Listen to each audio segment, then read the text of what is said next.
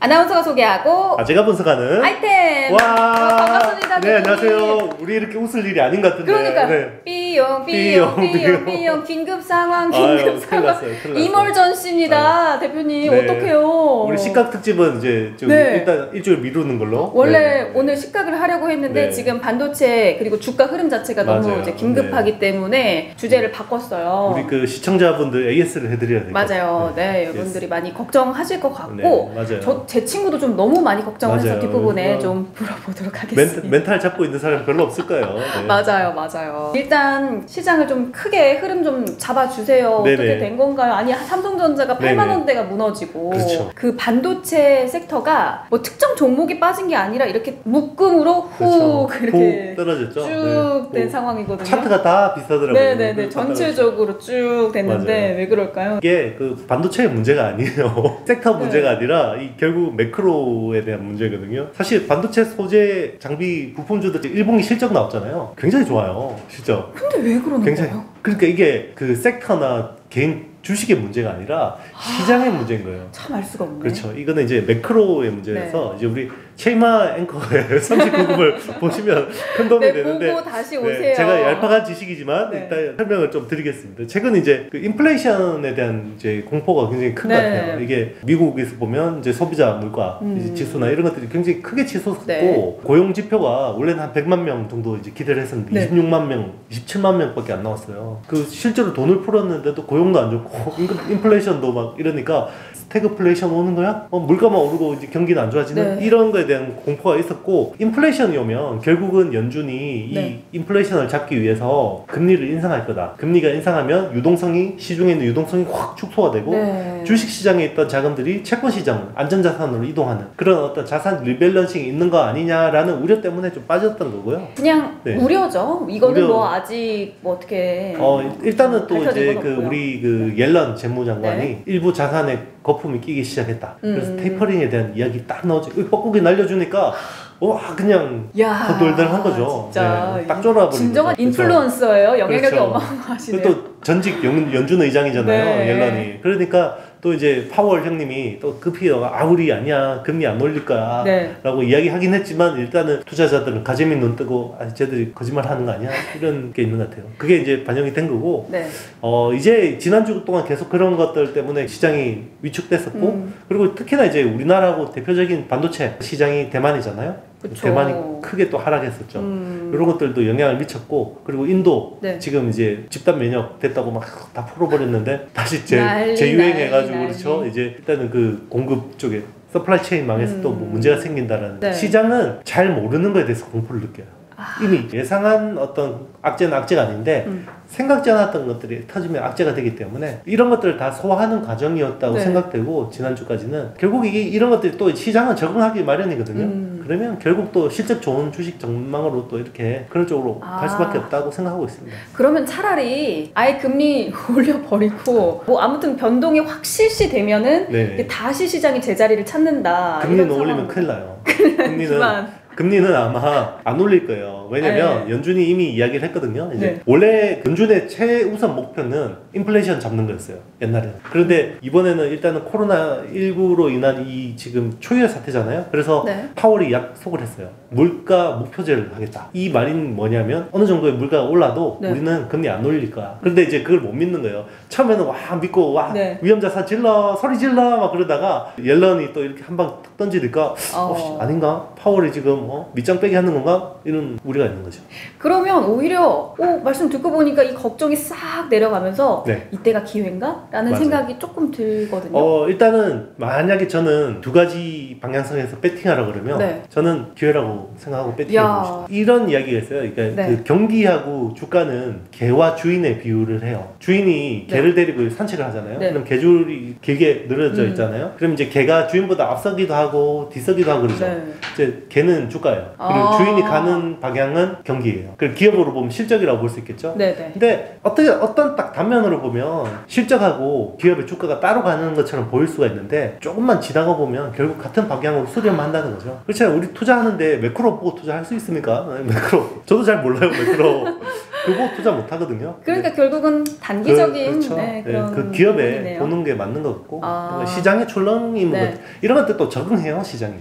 적응을 해서 네. 결과적으로 결국은 다시 맞습니다. 수렴을 한다라고 맞아요. 보면 되겠네요. 실적 좋은 종목들 네. 잘 찍어가지고 이번에 박앤세일 때 잘 담으시면 박앤세일 이때 사야 되는데 맞아요. 그래서 대표님이 계속 그 현금을 가지고 있어야 한다는 거를 그렇죠. 예전에 많이 강조를 해주셨는데 항상 이게 장 좋을 때 그랬잖아요. 이거 네. 현금 한 15%는 가지고 있어라. 이런 장을 대비해서 버퍼를 네. 가지고 있으라는 거예요. 근데 아무도 안 지켜줬을 것 같아요. 저는 알아요. 맞아요, 여러분들은 맞아요. 알아요. 제 친구도 그랬어요. 송하나도 절대 안 지킵니다. 하면서 그냥 가는 그렇죠. 이런 상황이 항상 이런 걸 겪어봐야 돼요. 네. 하락장을 겪어봐야 사람이 시장 앞에 겸손해지고 그런 거죠. 그래서 이제 다시 한번 교훈을 새기면서 맞습니다. 가면 될 것 같습니다. 대만 반도체 시장은 왜 갑자기 떨어지는 거예요? 미국에서도 관련 주식들이 다 내려갔더라고요. 일단 대만은 TSMC 파운드리 때문에 많이 올랐죠. 그러니까 이제 삼성전자보다 높은 밸류에이션을 받기도 하고 그런 것들이 많이 올랐는데 일단은 많이 올랐기 때문에 일단 인플레이션에 대한 그 어떤 우려 때문에 많이 빠진 측면이 있고요. 그리고 그런 것들이 있어요. 이 대만이 그동안 굉장히 방역을 잘했거든요. 거의 청정국가라는 이미지가 있었는데 다시 재발하기 시작하는 거예요.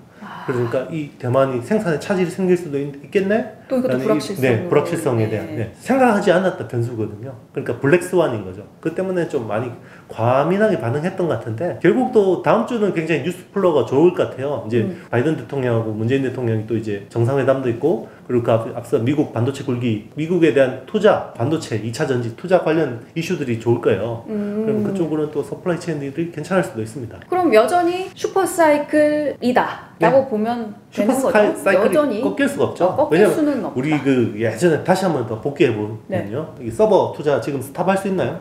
줄일 수 있나요? 없죠. 그렇죠. 클라우드 폭증하고 있죠. 늘리면 그렇죠? 늘렸지. 우리 휴대폰에 있는 사진들이 양이 줄나요?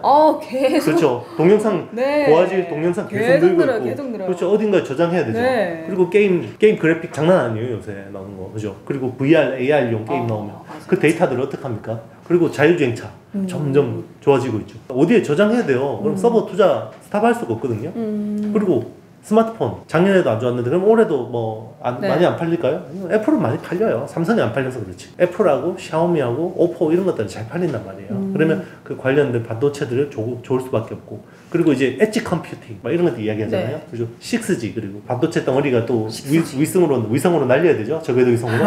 네. 길가 주변에 이제 이런 기지국에다가 반도체 미니 서버 들어가야 되죠. 이제 자율주행차가 고도화되면 레벨 3가 이제 나온다고 우리 현대차 하면서 이야기했죠. 2023년부터 현대차가 레벨 3 적용하면서 그럼 거기서 나오는 데이터들 트래픽 어떻게 할 거예요? 어디 저장해야겠죠?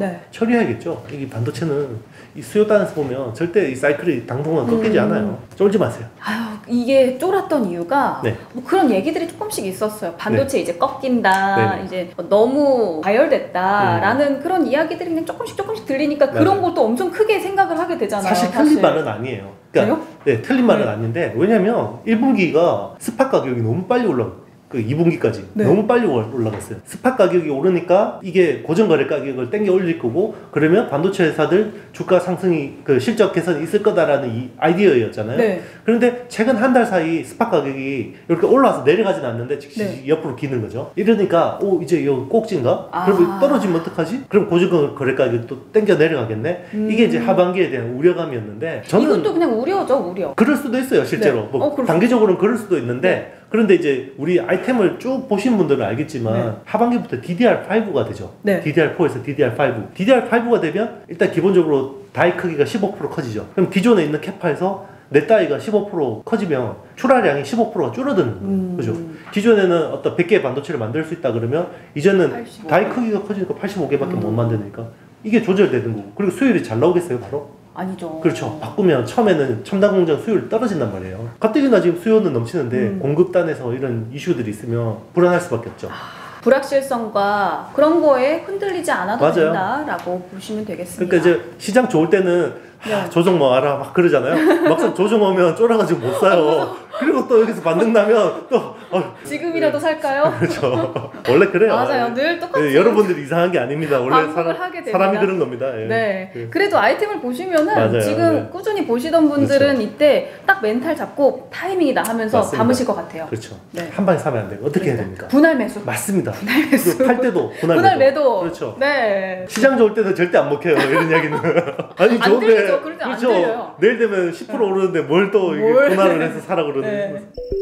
그 코인을 사실 별개로 둘 수가 없는 게 자산이라는 게 주가 요즘 너무 빠져 그럼 이거 위험한 거 아니야? 코인으로 또 막 가고 네. 이게 자꾸 이게 반복이 되는 것 같거든요. 지금 그렇죠. 특히나 이제 젊은 층 사이에서 코인으로 많이 이제 자산이 흘러간다라는 맞아요. 이야기들이 많이 있어요. 그렇죠. 어떻게 보세요, 이런 거는? 일단 우리 그 아이템에서 그러잖아요. 네. 이거 1년, 2년 있으면 2배 갈 수 있습니다.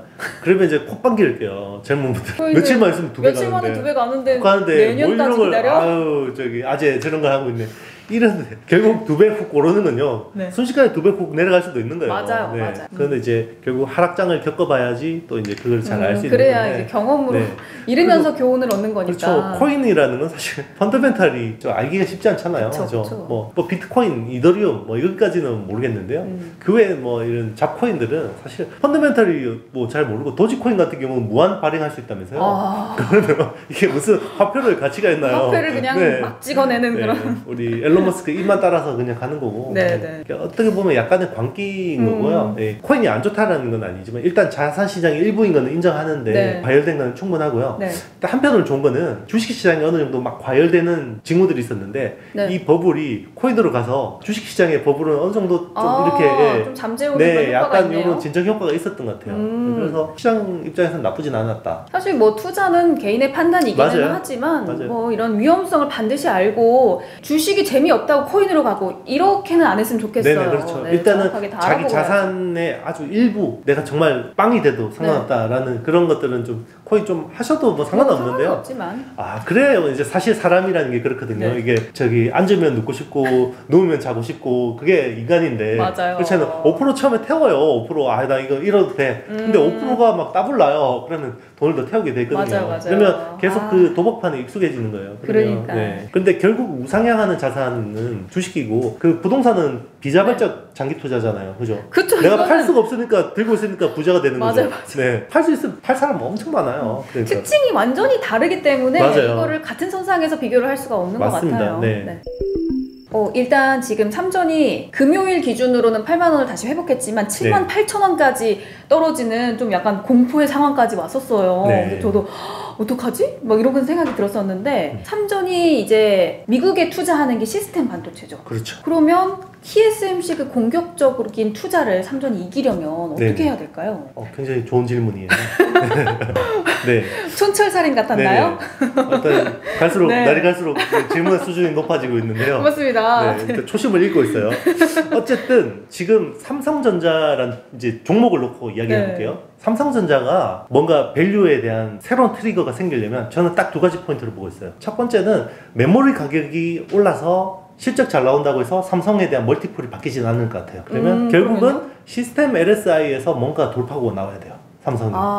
그게 그러니까 반도체 설계부터 파운드리까지 굉장히 중요한 거죠. 또 하나의 포인트는 그거예요. 삼성전자가 전 세계적으로 폴더블 디스플레이, 폴더블 스마트폰을 할 수 있는 사실상 유일한 회사잖아요. 그쵸. 그 두 가지에서 뭔가 어떤 삼성전자에 대한 재평가가 있을 것 같아요. 어쨌든 이번에 미국에서 투자를 하는 거는 시스템 반도체에 있어서 굉장히 중요한 포인트이긴 하거든요. 그러면 삼성의 지금 그 시스템 반도체 설계 능력과 파운드리가 어떤 수준이냐. 시스템 반도체 를 설계하려면 결국 암코어 기반으로 다 설계를 하잖아요. 지금 뭐 미국이 원하는 거는 X86이 아니라 암코어 기반으로 파운드리를 깔아주기를 원하는 건데 그러면 암코어를 가지고 지금 설계를 하는 전 세계 수많은 팹리스들이 있는데 딱 두 군데만 재설계 허가를 해줬어요. 코텍스를 딱 제공해 주잖아요. CPU 주고 GPU 주고 그러니까 우리 토목공사에 비유를 했었잖아요. 칩 설계하면 이제 토목공사를 하고 나머지 안에 내장재나 이런 것들은 다 각각을 해서 칩을 설계하는 건데 재설계를 할 수 있는 회사는 들었던 것 같은데? 애플하고 하고요. 퀄컴밖에 없어요. 아. 애플하고 퀄컴밖에 없고 네. 삼성이 사실 그걸 받기 위해서 되게 노력을 했었어요. 네. 그래서 CPU를 자체적으로 좀 해보려고 몽구스라는 프로젝트를 했었는데 잘 안 됐어요. 그래서 무산이 됐거든요. 네. 그러면 결국 애플하고 퀄컴의 어떤 그 설계 능력을 뛰어넘기 위해서는 GPU에서 뭔가 돌파구가 필요해요. 그래서 GPU. 네, AMD하고 손을 잡고 네. GPU 설계를 공동으로 하기 시작했고요. 지금 퀄컴이 되게 GPU가 좋아요. 네. 원래 그 ARM이 제공하는 건 말리라는 GPU인데 퀄컴은 아드레노라는 자체 GPU를 쓰는데 이게 AMD에서 인수한 거예요. 그러니까 이제 AMD하고 협력하면 삼성도 이제 그런 걸 할 수 있겠다라는. 그 정도 수준까지 올라갈 수 있겠네요? 네. 그거를 좀 기대하고 있는 거고. 네. 그리고 최근에 되게 중요한 게 NPU죠. Neural Process Unit이라고 해서 AI에 적합한. 그러니까 NPU 쪽은 삼성이 자체 설계 능력이 굉장히 뛰어나요. 그렇기 때문에 여기서 이제 설계 쪽에서는 이런 것들이 되게 중요하고, 그리고 공정에서는 3나노부터 GAA라고 해서 Gate All Around 굉장히 중요하고, 이게 사실은 예전에 삼성이 넘어왔던 길을 보면 뭔가 힌트가 보이는데요. 삼성이 D램을 어떻게 전 세계를 장악했는 줄 아세요? 그때 당시에 기술 트렌드 딱 두 가지가 있었어요. 키몬다라는 회사 중심으로 트렌치라는 방식이 있었고, 삼성은 이거를 벗어나서 스택 방식으로 해서 D램 1등을 했어요. 트렌치 방식이라는 건 밑에 구멍을 파서 뭔가 이 회로를 구현하는 거고, 스택 방식은 위를 쌓아서 이렇게 구현하는 거였어요. 삼성이 그걸 시도해서 D램을 장악했고, 랜드 플래시 같은 경우는 도시바가 처음 개발한 거잖아요. 근데 도시바를 제치고 어떻게 1등이 될 수 있었냐? 그때는 다 플로팅 게이트라는 방식이었어요. 랜드 플래시라는 거. 그런데 삼성은 차지드 트랩 플래시 CTF라는 방식을 시도해서 이거를 뭔가 후발주자로서 이걸 뛰어넘었거든요. 그러면 지금 TSMC한테 뒤처진 게 핀팻에서 뒤처지고 있죠. 트랜지스터 핀팻 구조인데, 그러면 삼성이 GAA를 하겠다라는 거는 좀 뭐 과거하고 오버랩되지 않습니까? 지금 설명을 쭉 들었는데 어렵죠. 그래서 뭐 사야 되는데요. 그러죠. 거의 삼성전자 직원이신 것 같은. 파견 나오셨나요 혹시? 아닙니다. 이 삼성전자가 생각하고 있는 머릿속을 읽으시는 느낌이에요. 제가 이제 내가 어떻게 하면 TSMC를 이길 수 있을까? 이 머릿속을 들어갔다 오신 느낌인데, 또 고민하면 길이 보입니다. 여기 관련된 업체가 있어요. 이제 원익 IPS, 원익 IPS, 그리고 솔브레인, 그리고 DNF 이런 회사들이 이제 여기 관련된 업체들이라는 거. 전공정보다는 후공정이 좋다. 한미반도체, 이오테크닉스 이런 회사들. 그래서 눈여겨보시면 될 것 같습니다. 후공정이 왜 중요한지는 저희 아이템 지난번 이전 영상에서도 있으니까. 그렇죠. 미국에서 못하는 회사들. 그러니까 미국에서 없는 장비는 우리나라 장비를 쓸 수밖에 없다. 후공정에서. 그렇게 보고 있습니다.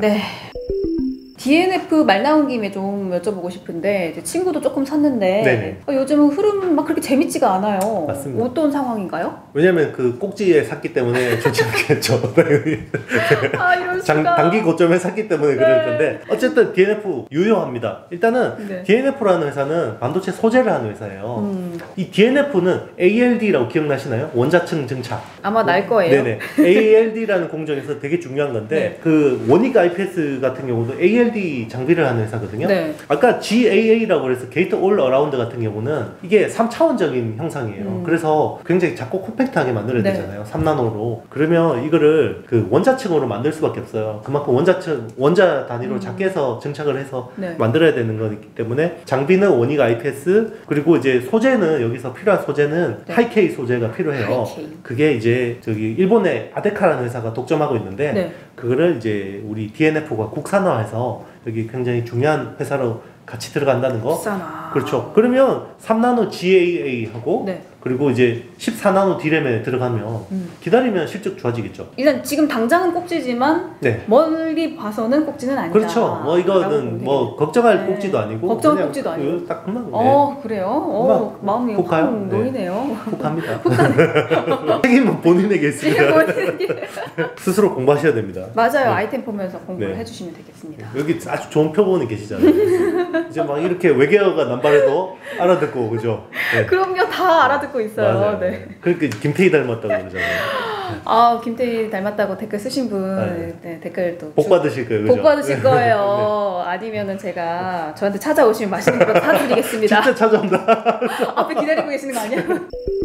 지금 주가 흐름이 사실 파란불이 조금 길게 켜졌다가 반짝 오른 것 같기는 해요. 이게 잠깐이고 또 다시 파란불을 잔뜩 켜지 않을까 이런 걱정들도 많이 하시는 것 같거든요. 그렇죠. 어떻게 보세요? 사실 저도 걱정이 돼요. 아 그래요? 솔직하시네요. 네. 근데 조정은 어느 정도까지 진행될지 알 수 없는 거고 네. 어쨌든 조정은 있을 거고요.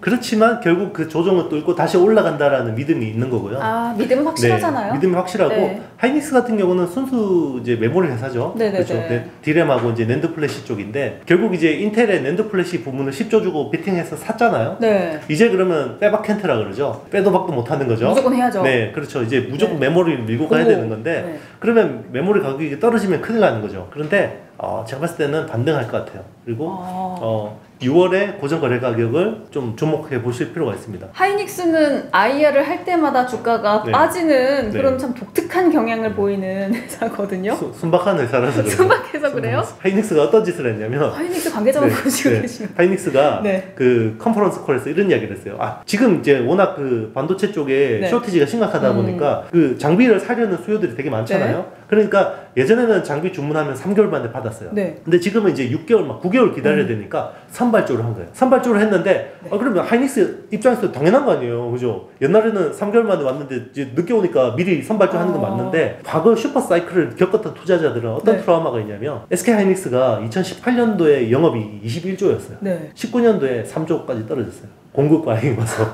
그렇게 반복되는 거 아니냐. 그렇죠. 이제 그때 막 경기 좋으니까 막 그냥 때려치웠단 말이에요. 그러니까 가격이 훅 떨어지는데 이번에도 그런 거 아니냐?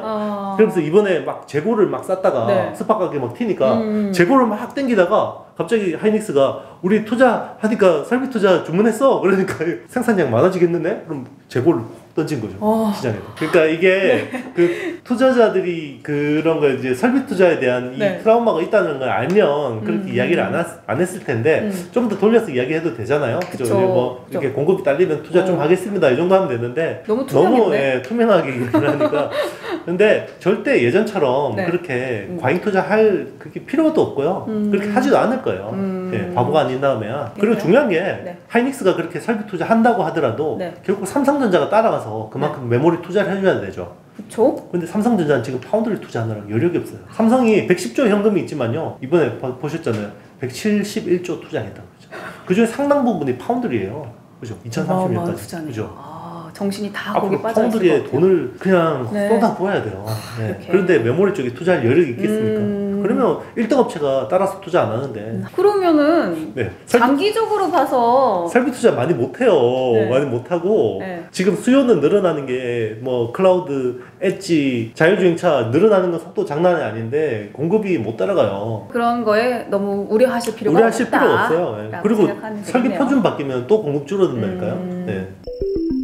대표님 또 한미 반도체 네. 이 종목이 정말 많은 분들이 우리 댓글을 AS가 좀 그렇죠. 그게 좀 민망할 정도로 9%가 지금 뜨고 있는데 또 수주 공시가 하필이면 눈치 없이 오늘 나와가지고 하필 네.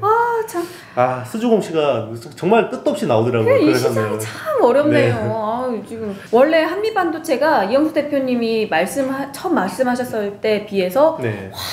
그렇죠. 네. 댓글로도 정말 많은 분들이 맞습니다. 감사하다고 말씀을 남겨주셨는데 공시 나오는 거 한번 보세요. 진짜 무슨 300억짜리 공시도 나오고 그런데 그게 시장 악재 때문에 같이 다 묻혔는데 한 방에 반영되는 거죠.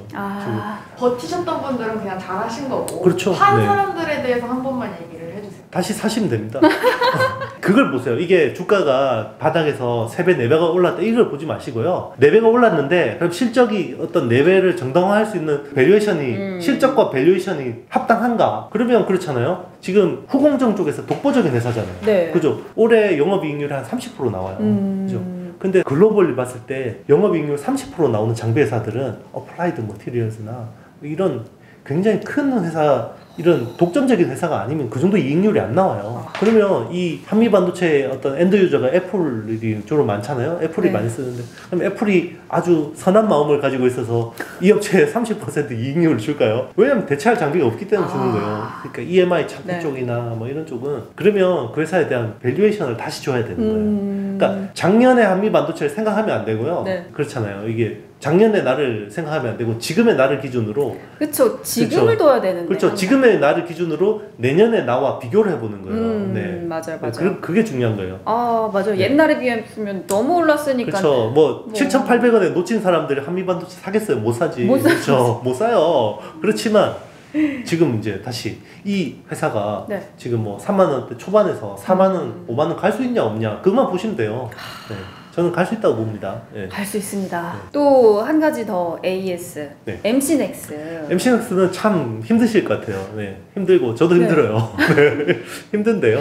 MC넥스는 네. 대표님이 네. 거의 뭐 매회 얘기를 하셨을 사실 제가 정도로 4천억 밸류부터 시작했거든요. 이야기했거든요. 네. 네, 4천억. 근데 지금요? 1조 찍고 지금 한 8천억까지 빠졌어요. 아. 그래도 2배 올랐죠. 그렇죠. 처음. 그래도 이제 그렇게 말하면 욕 먹잖아요. 여러분들한테. 그렇죠.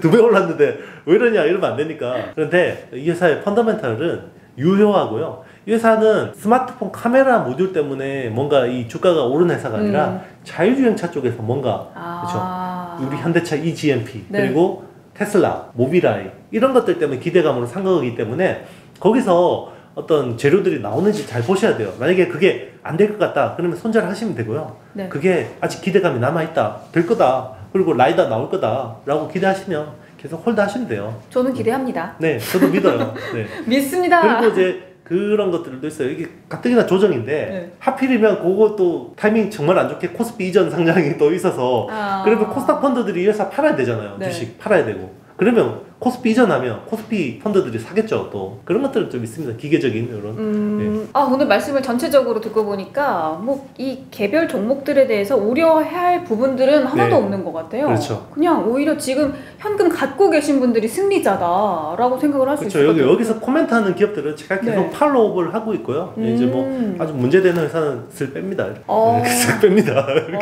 그래서 야. 그런데 뭐 문제 있는 회사는 별로 없었는데 한 개 빼고 없었는데 한 개요? 네, 베카로. 아예 뭐 망한 것도 아니고 네. 그러니까. 어쨌든 이제 조금 이제 비중 조절 하시라 이 정도 이제 톤을 말씀드렸고 계속 이렇게 코멘트 해주는 회사들은 네. 계속 유효하다는 거예요. 모멘텀이. 진짜 사실 언제 여쭤봐도 늘 유효한 회사들인 것 맞아요. 같습니다. 네. 내 친구의 주식을 소개합니다. 내 친주소. 친구가 마이너스가 났어요. 마이너스. 지금 다들 마이너스 15% 20% 그러는데 마이너스 났다고 그러는 마이너스 1.5%. 정말 잘한 거예요. 그거. 잘한 거예요? 그분 정말 펀드 매니저 해도 돼요. 네. 진짜요? 이런 시장에서 그 네. 정도 손실이면 네. 한미반도체가 일단 살려줬고요. 그렇죠. 네. 늘 강조하셨던 계란을 한 바구니에 담지 마라. 이게 그렇죠. 정말 유효했던 맞아요. 것 같아요. 네. 사실 뭐 그때 뭘 알고 이렇게 나눠 샀겠어요. 그냥 맞습니다. 좋다는 거 조금씩 했더니 잘 된 것들이 이제 살려주는 그런 맞아요. 케이스가 되는 것 같습니다.